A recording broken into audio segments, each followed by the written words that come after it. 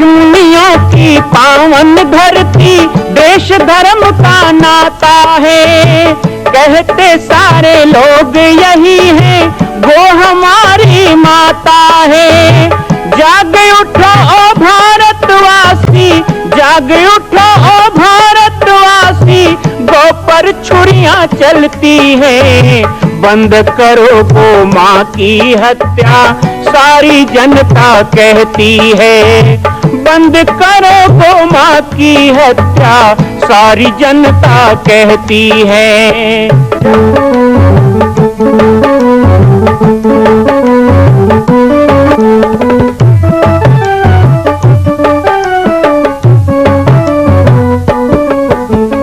जगह जगह पर बूचड़ खाना, लाखों गौएं कटती हैं। किसे सुनाए व्यथा हमारी, नैना नीर बहाती है। रक्षा करना गौ माता की, रक्षा करना गौ माता की, गीता ज्ञान सिखाती है। बंद करो गौ माँ की हत्या, सारी जनता कहती है। बंद करो गौ माँ की हत्या, सारी जनता कहती है। जय श्री राम, जय गौ माता, जय गोपाल। स्वागत है आप सभी का भारत के हृदय स्थल छत्तीसगढ़ प्रांत में मां कौशल्या धाम जिला बालोद में विगत 18 वर्षों से बन रहे इस विशाल दिव्य भव्य मंदिर का निर्माण। विश्व के अंदर भगवान राम के लाखों मंदिर हैं। अब अयोध्या में भी रामलला विराजित हो चुके हैं, लेकिन छत्तीसगढ़ की बेटी मां कौशल्या जो राम की माता है, उनका एक भी मंदिर पूरे विश्व में नहीं। इसीलिए यह विशाल तीर्थ का निर्माण विगत वर्षों से चल रहा है बालोद जिला छत्तीसगढ़ में। 25 करोड़ की लागत से बनने वाला 108 फीट ऊंचा, 65 फीट चौड़ाई और 136 फीट लंबाई का राजस्थान के ठोस पत्थरों से बनने वाला यह मंदिर हजारों वर्ष तक भारत में 5वें धाम कौशल्या धाम के रूप में स्थापित रहेगा। 3 तल के इस मंदिर में प्रथम तल पर भगवान शिव, मध्य तल में गोद में रामलला को लेकर स्वर्ण सिंहासन में मां भगवती कौशल्या विराजित होंगी और तीसरे तल पर पंचमुखी हनुमान। इसके अलावा सामाजिक समरसता को समर्पित यह मंदिर सनातन हिंदू धर्म के समस्त देवी देवताओं महापुरुषों की मूर्तियों से सुसज्जित होगा। आप सब एक एक मूर्ति का संकल्प भी इस मंदिर के लिए कर सकते हैं। ध्यान रखिएगा, यह अवसर बार बार नहीं मिलेगा, क्योंकि 2026 में मां कौशल्या का दिव्य भव्य धाम स्थापित हो जाएगा। मां कौशल्या विराजित हो जाएगी। एक बार पुनः आप सबको निवेदन करूंगा, आइए, जुड़िए और सबको जोड़िए इस विशाल तीर्थ के निर्माण में। मैं राम बालक दास महात्यागी आप सभी को आह्वान करता हूं, संपूर्ण प्रदेश एवं देशवासियों को, कि जिस तरह रामलला के दिव्य भव्य मंदिर के लिए आप सब ने मुक्त हस्त से दान दिया है, इसी तरह मां कौशल्या के एकमात्र विश्व के प्रथम धाम के निर्माण में आप सभी मुक्त हस्त से दान दें। यह दान 3 आहुति के रूप में लिया जा रहा है। हम 1100, 1700, 5100, 11,000, 21,000, 1 लाख, उससे भी अधिक जो भी राशि करना चाहें 2025 और 26 के अंतर्गत 3 बार देने का संकल्प लेंगे। माँ को एक दिन ऐसे बैठे हैं, गुरुदेव बैठे हैं, राम जी मन में सोच रहे हैं, बाबा ले तो आए लेकिन माँ की हालत खराब है। माँ याद कर रही होगी, बुरा हाल होगा, मेरे बूढ़े पिता जिनके प्राण के समान हूं वो मुझे याद कर रहे होंगे, तो महाराज मुझे कब वापस ले जाएं, सोच रहे हैं भगवान राम। और उसी समय जनक के दूत चले आते हैं। जनक के दूत आए, महाराज निमंत्रण है। कहा क्या निमंत्रण है? बोले धनुष यज्ञ है। यहां भी यज्ञ शब्द जोड़ा गया। राम को बुलाना तो यज्ञ के बिना राम नहीं आएंगे। यदि विश्वामित्र यज्ञ नहीं कहते तो राम यहां नहीं आते।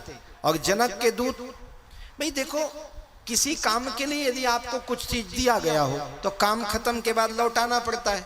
अब ये थोड़े कि आप आर्डर पे आर्डर लेते जाओ।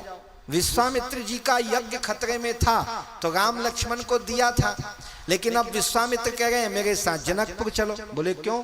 बोले जानकी का विवाह है। राम जी ने कहा हम विवाह देखने थोड़े आए थे, हम तो यज्ञ की रक्षा करने आए थे। तो महाराज विश्वामित्र मुस्कुराने लगे कि राम आप धन्य हो। और उन्होंने कहा महाराज आप यदि यज्ञ की रक्षा करने के लिए यहाँ आए थे यदि आप यज्ञ के रक्षा करने के लिए यहाँ आए थे तो वहां भी एक यज्ञ हो रहा है। और कौन सा यज्ञ हो रहा है?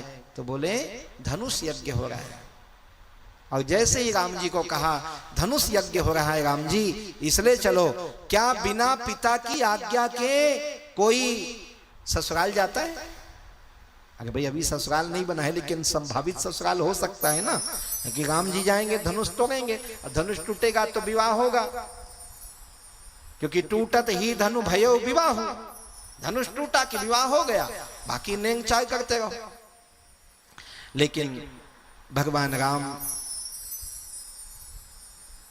अपने पिता की आज्ञा के बिना कैसे चले गए जनकपुर? ये कई लोग पूछते हैं, प्रश्न आता है।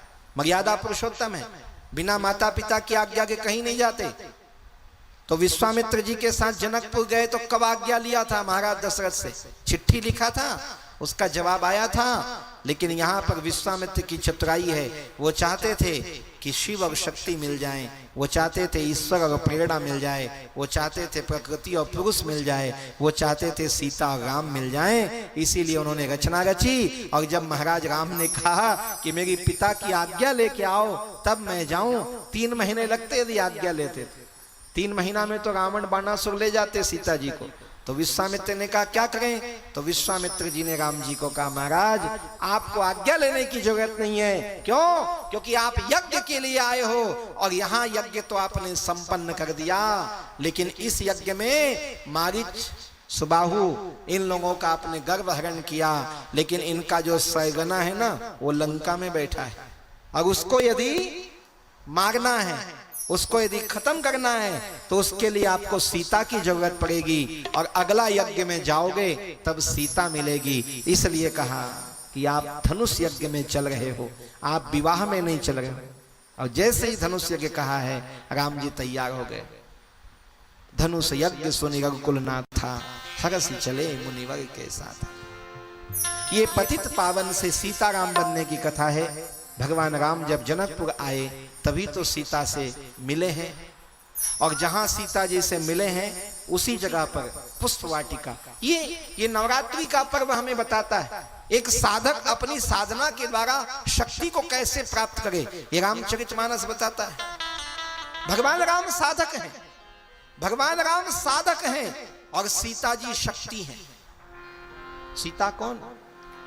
उद्भव स्थिति संहार कारिणी क्लेश हारिणी सीता न तो हम प्रिय राम वल्लभा। जो उद्भव स्थिति संहार, भव भव विभव पराभव कारिणी। कौन है सीता? भव भव विभव पराभव कारिणी, जगत जननी दामिनी विस्तारिणी। तो उस सीता को प्राप्त करना है, शक्ति को प्राप्त करना है। किसे? राम कौन? यहां राम साधक है, जो गुरु के अनुसार चल रहे हो।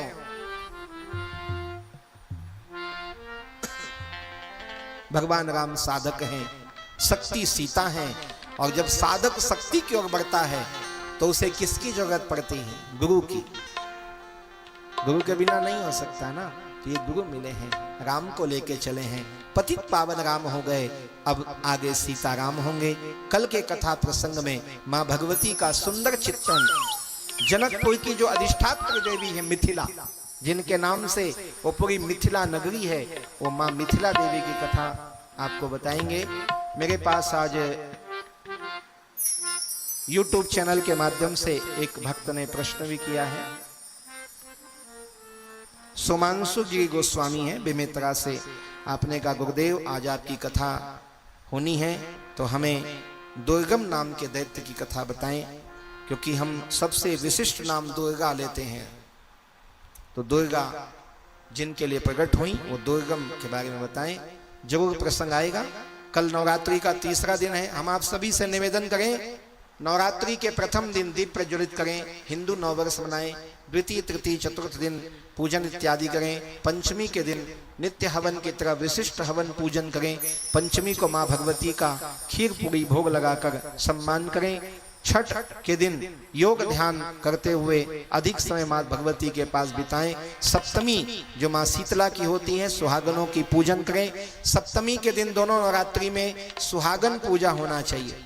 जैसे कन्या पूजन आप करते हैं अष्टमी को, नवमी को, इसी तरह सुहागन माताओं को सम्मान पूर्वक निमंत्रण दें। अपनी क्षमता के अनुसार 1, 3, 5, 7, 9, 11, 21, 51, 108 और उससे अधिक जितना हो सके अपने घर में, मंदिर में, पूजा में, दुर्गा पंडाल में, जोत जमारा में, आप जितने लोग हमें लाइव भी देख रहे हैं, जो लोग यहाँ सुन रहे हैं, उन सब से कहें सप्तमी के दिन हम सप्तमी को जहाँ भी होते हैं दोनों नवरात्रि में सुहागन माताओं को बुलाते हैं और उनको भोजन कराकर सुहाग की वस्तु देकर उनका पूजन करके उनका आशीर्वाद लेते हैं और यही हमारे लिए सबसे मंगल कारक होता है। तो आप लोग भी जहाँ जहाँ रहें आप सुहागन पूजा का आयोजन सप्तमी को करें। यहाँ पे भी होना चाहिए। माँ चंडी मंदिर में भी सुहागन माताओं को बुलाकर उनका पूजन, भोजन और साड़ी, बिंदी, चूड़ी इत्यादि सुहाग का सामान देकर उनका सम्मान करें, उनका आशीर्वाद लें। आप बाहर नहीं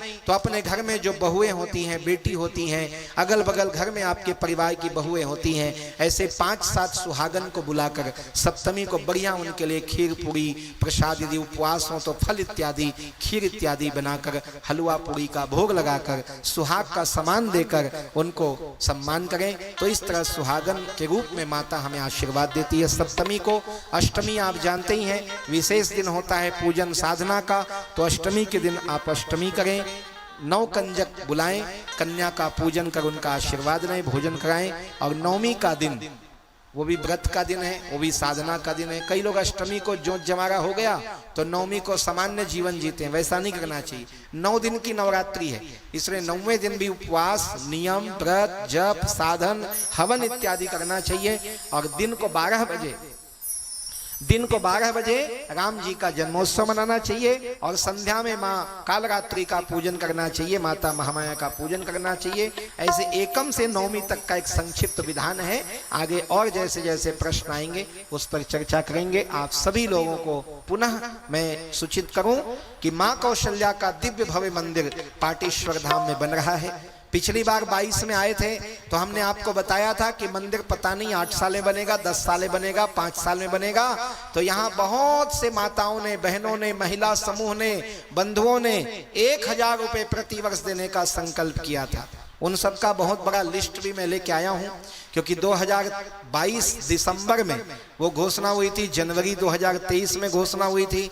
अब 1 साल पूरे हो गए हैं, लेकिन हम उन सब से कहना चाहेंगे, एक बहुत प्रसन्नता का विषय है, जैसे 22 जनवरी 2024 को अयोध्या में रामलला की स्थापना हो गई, इसी तरह आने वाले 2026 में माँ कौशल्या की स्थापना तय हो चुकी है। बहुत जल्दी आप सबको मूर्ति का भी दर्शन हो जाएगा। ये दिव्य रूप माँ कौशल्या का आज परम पूज्य श्री रविशंकर जी महाराज रावतपुरा सरकार जी का मेरे पास फोन आया था और उन्होंने मुझे मार्गदर्शन दिया कि आप जयपुर जाओ, वहां माँ कौशल्या की कम से कम 7 फीट की प्रतिमा बनाई है, जिसमें 2.5 फीट 3 फीट के तो रामलला गोद में होंगे।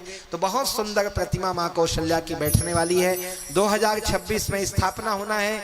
1000 प्रति वर्ष जिन लोगों ने संकल्प किया था वो सब लोग ये सोच के किए थे कि हर साल 1000 देने में क्या जाता है, महीने का 80 रुपए तो होता है।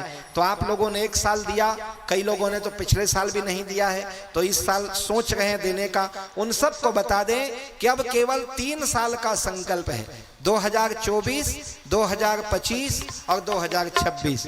इसे हमने कहा है त्रिवर्षीय संकल्प अभियान। आपके पास पैम्पलेट्स हैं। यदि आपको लगता है कि भगवान राम का 500 साल के इंतजार के बाद राम मंदिर बन गया, लेकिन माँ कौशल्या जो छत्तीसगढ़ की बेटी है वो तो 17 लाख वर्ष से इंतजार कर रही है कब मेरा मंदिर बने। वो आप चाहते हो कि 26 में बने, तो अब हमें कोई गणेश दुर्गा नहीं बैठाना है, हमको माँ कौशल्या को स्थापित करना है। इसलिए जितना हो सके अपने जीवन का अंशदान आप 3 साल का संकल्प लेंगे। अभी 3 दिन और बाकी है। सुबह से शीघ्रम कहते हैं। मेरे पास आज 1-2 नाम है, उनका सम्मान मैं यहाँ पे करूँगा और ये सम्मान का क्रम जैसा आप जानते हैं जारी रहेगा आगे भी। लेकिन ये क्रम जो 1000 प्रतिवर्ष भी कहे हुए हैं, वो भी अपनी राशि को कोई 1700, कोई 2100, 3100, 5100, भगवान ने शक्ति दी तो 11000, इस तरह अपने संकल्प को बढ़ाएं। मां कौशल्या के धाम का निर्माण प्रारंभ हो चुका है, अब 2026 में पूर्ण होने वाला है। अरे अंगद हनुमान नहीं तो गिलहरी तो बनिए। एक छोटा सा संकल्प आप अपने मां भगवती के लिए नहीं कर सकते हैं? यदि आप राम भक्त हैं तो मैं चाहूंगा कि मां कौशल्या के धाम के निर्माण के लिए आप अपने जीवन का एक अंश जरूर समर्पित करें। आइए हमारे नीचे चल रहे व्हाट्सएप नंबर और अकाउंट डिटेल पर संपर्क करके अपने जीवन का एक अंश लगाकर आप भी पुण्य के भागी बने। मैं राम बालक दास महात्यागी, मां कौशल्या धाम, जिला बालोद, छत्तीसगढ़ से। मां कौशल्या की पावन जन्मभूमि छत्तीसगढ़ प्रांत में बालोद जिला में स्थित है श्री सर्वसिद्ध शक्तिपीठ जामड़ी पाटेश्वर धाम।